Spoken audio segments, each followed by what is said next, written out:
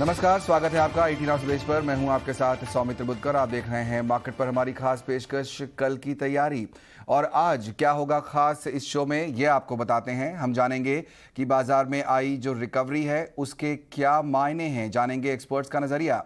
इसके साथ ही चर्चा होगी कल आने वाले जीडीपी के आंकड़ों पर भी।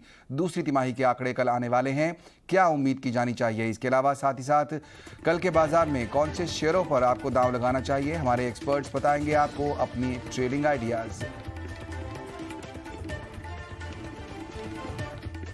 और पिछले हफ्ते की जोरदार गिरावट के बाद आज भारतीय बाजार अच्छी रिकवरी के साथ बंद हुए। कोरोना के नए वेरिएंट से पूरी दुनिया के बाजार सहमे हुए हैं, लेकिन शुरुआती कमजोरी के बाद सेंसेक्स आज करीब 150 अंक और निफ्टी 27 अंकों की बढ़त के साथ बंद होने में कामयाब रहे। बैंक निफ्टी निचले स्तरों से 650 अंक ऊपर बंद हुआ। आईटी, कंज्यूमर ड्यूरेबल्स इंडेक्स में हमने मजबूती देखी, हालांकि रियल एस्टेट शेयरों की पिटाई ही हुई। बाजार का पूरा लेखा जोखा लेकर हाजिर हैं मेरी सहयोगी पूजा त्रिपाठी। ये हफ्ते की शुरुआत तो काफी अच्छी रही और बाजार शुक्रवार की गिरावट के बाद आज संभलते हुए नजर आए। निफ्टी और सेंसेक्स दोनों ही हरे निशान में बंद हुए। अगर निफ्टी की बात करें तो यहाँ पर करीब 27 अंकों की बढ़त देखी गई और सेंसेक्स करीब 150 अंक ऊपर आज बंद हुआ। इसके अलावा बैंक निफ्टी 50 अंक की कमजोरी के साथ बंद हुआ, लेकिन अगर निचले स्तरों से बात करेंगे तो बैंक निफ्टी में भी करीब 650 अंकों की रिकवरी देखी गई। आज आईटी और जो कंज्यूमर ड्यूरेबल इंडेक्स थे वहां पर मजबूती दिखी, वहीं बीएसई रियल्टी इंडेक्स में करीब 2% से ज्यादा की कमजोरी देखी गई। तो रियल्टी स्टॉक्स ने आज काफी ज्यादा दबाव बनाया। निफ्टी के चढ़ने वाले शेयरों पर अगर नजर डालें तो आज कोटक महिंद्रा बैंक ऊपर था, एचसीएल टेक, एचडीएफसी लाइफ और टाइटन यहाँ पर अच्छी बढ़त देखने को मिली। वहीं लूजर्स पे बीपीसीएल, सन फार्मा, एनटीपीसी और अदानी पोर्ट्स, आज ये सभी स्टॉक्स कमजोर थे। आईटी शेयर आज मजबूती के साथ कारोबार कर रहे थे। इसमें मिड कैप और लार्ज कैप स्टॉक सभी शामिल थे, जिसमें कि एचसीएल इन्फो में आज काफी अच्छी तेजी देखने को मिली। इसके बाद परसिस्टेंट, एचसीएल टेक, विप्रो यहाँ पर अच्छी तेजी थी। अब कोरोना के जो नए वेरिएंट आ रहे हैं उस खबर के आने के बाद हम देख रहे हैं कि डिजिटल स्टॉक्स और लॉकडाउन की थीम वाले जितने भी स्टॉक्स हैं वहां पर अब हल्की बढ़त और अच्छा मोमेंटम देखने को मिल रहा है। फार्मा स्टॉक्स में लेकिन आज कमजोरी थी। शुरुआती सेशन में काफी अच्छी यहाँ पर खरीदारी देखी गई, लेकिन आखिरी कुछ घंटों में कमजोरी हावी रही है और इसमें ग्लेनमार्क, कैडिला हेल्थ, ल्यूपिन और सन फार्मा आज कमजोरी के साथ बंद हुए। इसके अलावा बैंकिंग स्टॉक्स में भी आज कमजोरी थी, खासकर कि निजी बैंकों में। इसमें बंधन bank, city union bank, AU small finance और फेडरल बैंक में आज काफी ज्यादा कमजोरी देखने को मिली। और रियल एस्टेट स्टॉक्स में भी आज काफी ज्यादा कमजोरी थी। Prestige estates, Phoenix mills, Godrej properties और ओबरॉय रियल्टीज ये सभी आज गिरावट के साथ कारोबार कर रहे थे। बिल्कुल, और अच्छी हमने रिकवरी आते हुए देखी निचले स्तरों पर। और ईटी नाउ स्वदेश पर लगातार हम आपको कई एक्सपर्ट्स का नजरिया भी सुना रहे हैं। फर्स्ट ग्लोबल की एमडी और चेयरपर्सन देवीना मेहरा का कहना है कि बाजार पर कोरोना के नए वेरिएंट का ज्यादा असर नहीं है, बल्कि बाजार में गिरावट आनी ही थी। अभी भी लगता है कि कुछ लगभग में भी 1 महीना ऐसा कुछ आपका थोड़ा ऊपर नीचे रहेगा, पर ऐसा नहीं लग रहा कि ये कोई बहुत बड़ी बेयर मार्केट की शुरुआत है। और दूसरी बात ये है कि इसका कारण ये भी है कि अभी तक जो बाजार का रिटर्न है, आप लास्ट ईयर का वो जो कोविड लो था मार्च का, वहां से गिने तो बहुत ज्यादा लगता है, पर अगर आप थोड़ा सा लंबे समय के हिसाब से देखें तो इतना अधिक रिटर्न आया ही नहीं है। तो मैं देख रही थी जैसे सेंसेक्स का 40 साल का ट्रैक रिकॉर्ड, तो पहला दशक जो था 1980 से 1990 का, उसमें 21% कंपाउंडिंग थी। उससे अगले दशक में 14%, फिर 17%। तो जो 2010 से 20 वाला दशक था उसमें आपके 8, 8.5% कंपाउंडिंग थी, जो फिक्स डिपॉजिट रेट से भी कम थी। तो यही कारण है कि उतनी जगह थी, एक तरह से आप कहिए कि हम ट्रेंड लाइन से इतना नीचे चले गए थे कि अभी भी ट्रेंड लाइन तक भी नहीं आए हैं। तो वो जो बड़ा बेयर मार्केट आता है वो तब आता है जब आप ट्रेंड लाइन से बहुत ऊपर बहुत दिन तक चल रहे हो। अभी ये जरूर है कि ये कोविड वेरिएंट के कारण भी और कारणों से भी आपको सेक्टर थोड़ा सोच समझ के लेना पड़ेगा। बिल्कुल, तो सेक्टर्स पर फोकस रखना होगा, स्टॉक स्पेसिफिक मार्केट ये हो गया है। हमारे दोनों ही मेहमान जुड़ गए हैं जो इसी पर अपनी राय देंगे। शर्मिला जोशी और कुश बोहरा, आप दोनों का ही स्वागत है कल की तैयारी में। कुश, 17,000 के ऊपर आज बंद हुआ है बाजार। क्या ये लेवल कंफर्टेबल है? कहां पर आपको ऐसा लगेगा कि अब यहां से शायद नई लॉन्ग पोजीशन की शुरुआत की जा सकती है? जी, धन्यवाद सौमित्रा। देखिए, आज सुबह का जो आपका शो था योर स्टॉक्स, उनमें भी हमने यही बात कही थी। मैं यहाँ डेरिवेटिव्स और टेक्निकल दोनों को कंबाइन करके एक राय देना चाहूंगा। 16,800 के जो पुट हैं इसमें काफी अच्छा बेस है, और कॉल की अगर हम बात करें तो 17,300 के कॉल पे बहुत अच्छा बेस है।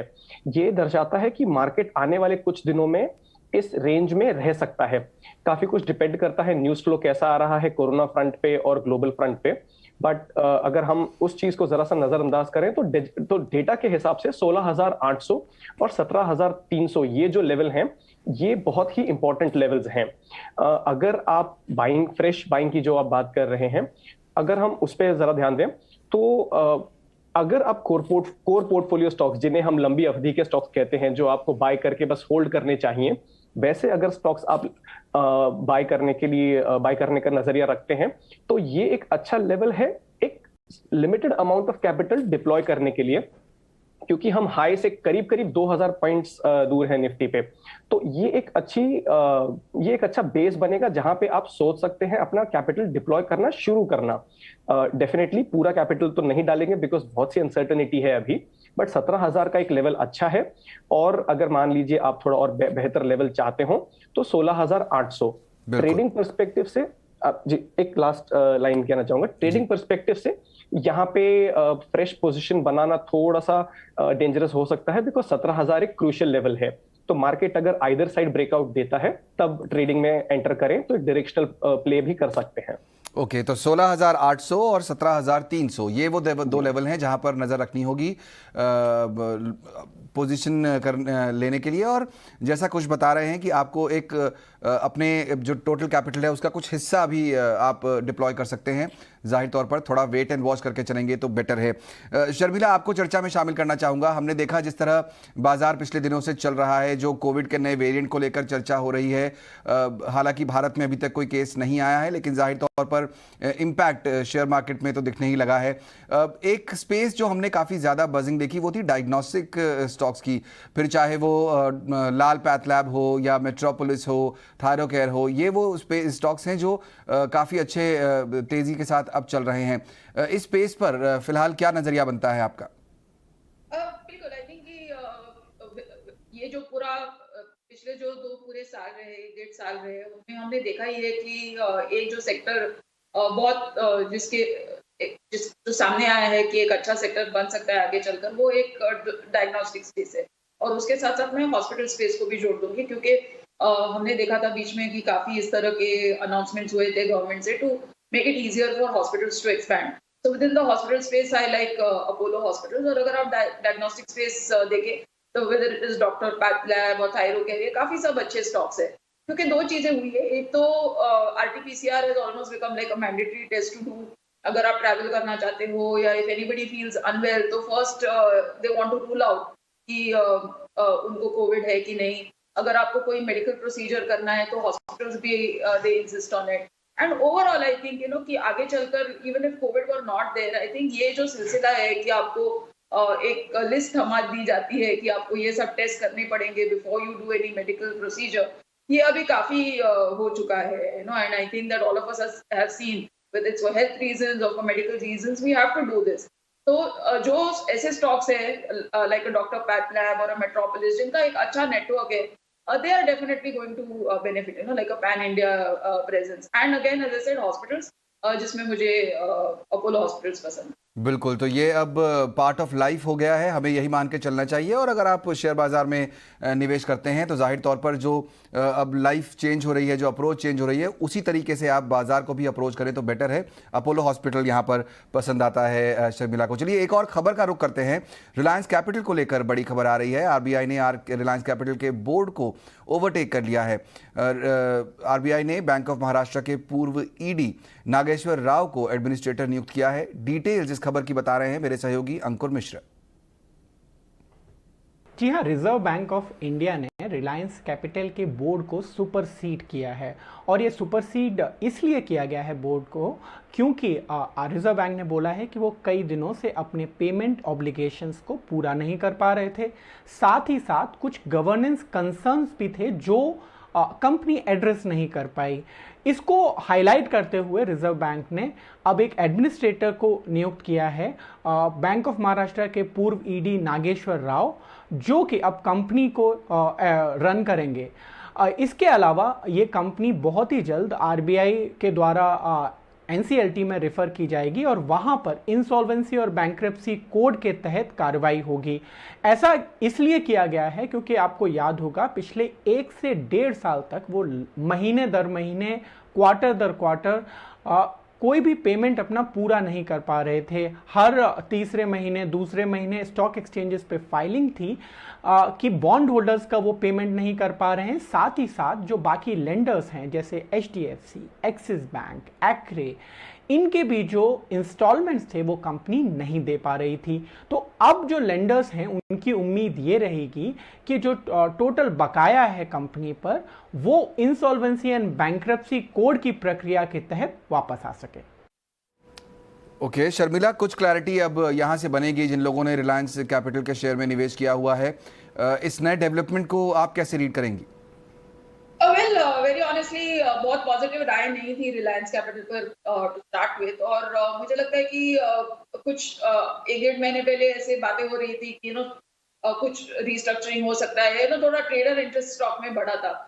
बट ऑनेस्टली मुझे लगता है कि where the authorities are concern, जो जिन्होंने उनको पैसे दिए लेंडर्स, उनको प्रोटेक्शन देना अहम बन जाता है। So obviously it's an avoid और in terms of buying the stock, लेकिन मेरे हिसाब से जिस तरह से चीजें डेवलप हो रही थी, it is a bit surprise, यानी it came as a surprise, but at the same time मुझे लगता है कि अगर इस तरह के कदम उठाने पड़े because we've seen कि NPAs किस तरह से नहीं तो spiral out of control हो जाते हैं, तो I think it's a very timely move. Okay तो फिलहाल दूर रहने की ही सलाह होगी। कुछ यहाँ पर एक स्पेस है बैंकिंग, लगातार काफ़ी दिनों से हम लोगों का फोकस भी रहा है उस पर, और पिछले कुछ दिनों में हमने देखा कि जो छोटे बैंक्स हैं वो थोड़ा बेटर परफॉर्म कर रहे थे। इस समय अगर चूंकि अब बाजार में हमने एक बड़ा करेक्शन देखा है और अब अपॉर्चुनिटीज़ खोजी जा रही हैं, हर कोई ये कह रहा है कि आपको सेक्टर स्पेसिफिक, स्टॉक स्पेसिफिक होना चाहिए।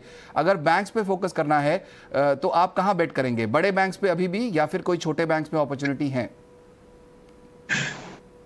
श्योर, बड़े बैंक्स में ध्यान रखना बेटर रहेगा। बैंक निफ्टी ने कंटिन्यूसली अंडर परफॉर्म किया है निफ्टी को for a very long time, काफी समय से। अभी रिसेंट पास्ट में बैंक निफ्टी अंडर परफॉर्म करते आया है निफ्टी को। तो ऐसे समय में पहली तो सलाह होगी कि अगर लंबी अवधि नहीं है आपकी तो उसमें तो बैंकिंग सेक्टर में फिलहाल आप निवेश या ट्रेड करने की चेष्टा ना रखें। अगर आप करना चाहते भी हैं तो बैंक निफ्टी में 3500, 35,500 के 35,300, 35,500 के आसपास जब आता है तब एक अच्छा लेवल और बनेगा आपके बैंक निफ्टी में या बैंकिंग स्टॉक्स में इन जनरल इंटरेस्ट डेवलप करने के लिए। जहां तक किसी स्टॉक की बात है, अभी हमारा रिकमेंडेशन रहेगा बजाज फाइनेंस पे। आई नो ये बैंकिंग सेक्टर नहीं है but NBFC sector compare to banking sector जरा बेटर परफॉर्म कर रहा है। ओके तो बजाज फाइनेंस पर फोकस कर सकते हैं आप।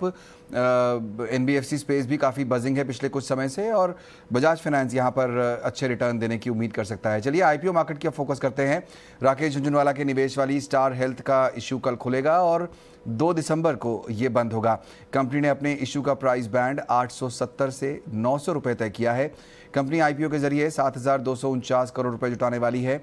आईपीओ में 2,000 करोड़ रुपए का फ्रेश इशू है और 5 crore 83 lakh equity share offer for sale के जरिए जारी किए जाएंगे।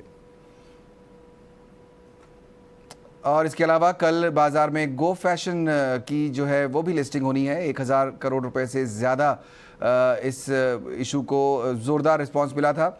ये 135 गुना भरा था। इस इशू का प्राइस बैंड 655 से 699 रुपए के बीच था। शर्मिला, आईपीओ का जो बाजार है इस समय काफ़ी गर्म है, काफ़ी सारी नई कंपनियां आ गई हैं मार्केट में। स्टार हेल्थ पर आप स्टडी कर पाई हैं, क्या व्यू है उस पर आपका?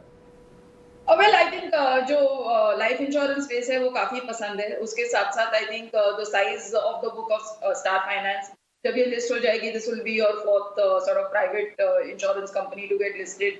तो और जिस तरह से प्रमोटर बैकिंग है वो भी काफी अट्रैक्टिव है। सो आई थिंक ऑल जो बॉक्सेस है वो टिक होते हैं। अच्छा सेक्टर है, प्रमोटर्स अच्छे हैं, and in terms of size it will be sort of relevant. तो मुझे लगता है कि ये इशू काफी अच्छा सब्सक्राइब होने की उम्मीद हम रख सकते हैं कि प्रमोटर बैकिंग अच्छी है और बाकी कंपनी अपने आप में लीडर है स्पेस में, तो अच्छा सब्सक्राइब हो सकता है। हमने इसी मुद्दे पर देवीना मेहरा जी की भी सलाह जानी और पूछा कि उनको क्या लगता है। उनको लगता है कि अलॉटमेंट मिल जाने से पैसा बन जाए ये ज़रूरी नहीं है। निवेशकों को काफ़ी सोच समझ कर नए आईपीओज में पैसा लगाना चाहिए। अभी जो लिस्टिंग डिबैकल वगैरह की आप बात कर रही हैं, उससे पहले ही I was always of the opinion कि आपको ये सेक्टर में बहुत सोच समझ के जाना चाहिए। हाई रिस्क है, तो पहली बात तो है कि आपके पोर्टफोलियो का ये कोई खास अंश नहीं होना चाहिए, क्योंकि लोग इस तरह से सोच रहे थे कि जैसे ये एक गोल्ड माइन है कि आपका अगर लॉटरी लग गई तो आपको आपका पैसा बन ही जाएगा, आपको अलॉटमेंट मिल गया तो पैसा बन ही जाएगा, जबकि ऐसा नहीं है। ये सब हाई रिस्क गेम है, क्योंकि ज्यादातर ये कंपनीज या तो अर्निंग्स है नहीं, या जैसे नायका की अर्निंग्स है तो वो पी इतना अधिक है कि वो, तो इसलिए आप एक तरह से रास्ता ढूंढ रहे हैं कि इसको किस वैल्यूएशन मेजर में ढूंढूं जिससे कि मैं कह सकूं कि ये वैल्यूएशन ठीक है। तो वो सब वैल्यूएशन एक तरह से हवा में है। ओके, तो बहुत ज़्यादा फोकस नहीं करना चाहिए ऐसा देवीना जी को लगता है। आपके पोर्टफोलियो का एक छोटा हिस्सा होना चाहिए कोई भी नया आईपीओ। चलिए, आंकड़ों के लिहाज से भी कल का दिन काफ़ी अहम है। कल दूसरी तिमाही के जीडीपी के आंकड़े पेश किए जाएंगे। उम्मीद की जा रही है कि यह आंकड़ा 7.5 से 8.5% के बीच रह सकता है। क्या आकलन कर रहे हैं देश के बड़े इकोनॉमिस्ट, बता रहे हैं मेरे सहयोगी हर्ष। ये महीने के अंत में इंडिया के Q2 FY22 के जीडीपी ग्रोथ नंबर्स रिलीज होंगे। आरबीआई के मुताबिक Q2 में इंडिया का ग्रोथ 7.9% से होगा। एसबीआई ने भी इस पे एक रिपोर्ट निकाला है जिसमें एसबीआई हायर साइड पे इंडिया का ग्रोथ 8.1% पे रखा है। बाकी इकोनॉमिस्ट ने भी यह नंबर को 7.5 और 8.5% के बीच में रखा है। तो हमारी भी उम्मीद यही है कि Q2 के ग्रोथ नंबर्स करीबन 8% से होना चाहिए। Q2 FY21 में इंडिया का ग्रोथ नेगेटिव 7.4% था। तो इस 8% के ग्रोथ के साथ इंडिया की जीडीपी फिर से FY20 के लेवल पे पहुंच जानी चाहिए। इसके अलावा काफी सारे हाई फ्रीक्वेंसी इंडिकेटर्स भी अच्छा संदेश दे रहे हैं। जीएसटी कलेक्शंस 3 महीने में 1 लाख करोड़ से ज्यादा रहे हैं, जुलाई, अगस्त और सितंबर तीनों महीने में। इससे कनेक्टेड ग्रॉस टैक्स कलेक्शंस में भी अच्छी उछाल आई है। परचेसिंग मैनेजर इंडेक्स, जो कि दोनों मैन्युफैक्चरिंग और सर्विसेज का ट्रेंड दिखाता है, इकोनॉमिक ट्रेंड दिखाता है, दोनों ऊपर है और पावर कंजम्पशन भी बढ़ गया है। और इसके अलावा भी सारे इंडिकेटर संकेत दे रहे हैं कि इकोनॉमी का रिकवरी सेकेंड वेव के बाद अच्छा खासा हुआ है। अब इंतजार एक्चुअल नंबर्स की। बिल्कुल, तो इकोनॉमिक रिकवरी की तरफ यहाँ पर इंडिकेशन दिखाई दे रहे हैं। कल आपके लिए स्पेशल कवरेज लेकर आएंगे हम जब जीडीपी के आंकड़े आएंगे तब। इस बीच गोल्ड बॉन्ड आज से निवेश के लिए फिर से खुल गया है। मौजूदा वित्त वर्ष में ये 8वीं सीरीज है।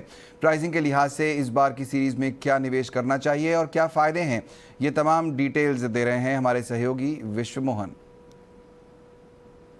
देखिए, गोल्ड बॉन्ड खरीदने के लिए बेहतरीन मौका है। मैं इसलिए कह रहा हूं कि अगर जो मौजूदा भाव है गोल्ड बॉन्ड का वो है 4,791 रुपये, यानी करेंट हाजिर भाव से ये भाव नीचे है। साथ ही अगर आप डिजिटली यानी ऑनलाइन अगर खरीदते हैं तो आपको 50 रुपए प्रति ग्राम का डिस्काउंट भी मिलेगा। तो ऑनलाइन खरीद पर आपके लिए भाव हो जाएगा 4,741 रुपए प्रति ग्राम का। करेंट भाव देखें तो 48,000 के ऊपर वायदा में भी है और हाजिर में है। तो करीब करीब 7 से 900 रुपए का आपको डिस्काउंट यहाँ पर प्रति 10 ग्राम में मिल जाएगा। तो एक बेहतर भाव आपके लिए खरीदारी के लिए है। इसके अलावा अगर आप गोल्ड बॉन्ड खरीदते हैं तो आपको सालाना 2.5% का ब्याज मिलता है। 1.25% हर 6 महीने पे आपके अकाउंट में सीधे क्रेडिट किए जाते हैं। इसके अलावा आपको रख रखाव का कोई झंझट नहीं है। प्योरिटी की पूरी गारंटी है। 24 कैरेट के हिसाब से भाव तय होते हैं और इसके अलावा स्टोरेज का कोई कॉस्ट नहीं है। साथ ही आपको भाव अगर सोने के बढ़ेंगे उसका फ़ायदा अलग से मिलेगा, ब्याज अलग से, भाव बढ़ने का फ़ायदा अलग से, साथ ही डिस्काउंटेड भाव अलग से, यानी तीनों तरफ से फ़ायदा है। अब सवाल ये है कि आप खरीदे कैसे। आपको अगर खरीदना है तो SCHIL stock holding corporation limited की वेबसाइट से भी जाके आप खरीद सकते हैं, किसी भी बैंक के ब्रांच से भी खरीद सकते हैं। अगर ऑनलाइन बैंकिंग आप इस्तेमाल करते हैं तो उसके जरिए भी खरीद सकते हैं और आपको डिस्काउंट भी ऑनलाइन खरीदारी पर मिल जाएगा। तो एक अच्छा विकल्प है और अच्छा वक्त है गोल्ड बॉन्ड में निवेश करने का। बिल्कुल, एक बेहतरीन विकल्प यहाँ पर निवेशकों के लिए गोल्ड बॉन्ड 3 दिसंबर तक ये खुला हुआ है और यहाँ पर भी निवेश किया जा सकता है। चलिए, वक्त हो गया है हमारे मेहमानों से ये जानने का कि वो कौन से आइडियाज़ लेकर आए हैं। वक्त है VIP शेयर का।